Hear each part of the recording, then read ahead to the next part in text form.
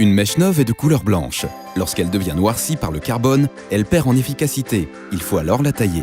À l'aide d'une pince à épiler ou d'une pince à long bec, tirez-la doucement jusqu'à ce que vous aperceviez un bout de mèche propre.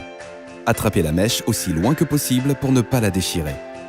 À l'aide d'une pince coupante ou de ciseaux, coupez la mèche au niveau du sommet de la cheminée. Effectuez cette opération 1 ou 2 fois par an. Chaque mèche fait environ 10 cm de long.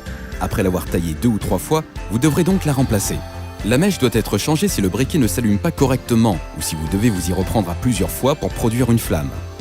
Pour installer une nouvelle mèche sur un modèle standard ou slim, retirez tous les composants du compartiment de remplissage, le ressort, le tampon de feutre, le coton et l'ancienne mèche.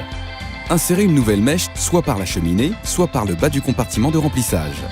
Pliez l'extrémité de la mèche par-dessus le bord de la cheminée de façon à ce qu'elle ne bouge pas pendant que vous remettez les autres composants en place.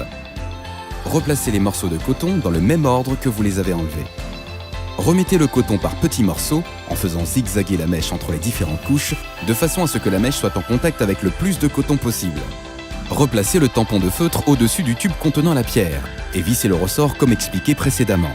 Attention à ce que la pierre ne soit pas tombée pendant l'opération. Coupez la mèche au niveau du sommet de la cheminée et replacez l'insert dans son boîtier.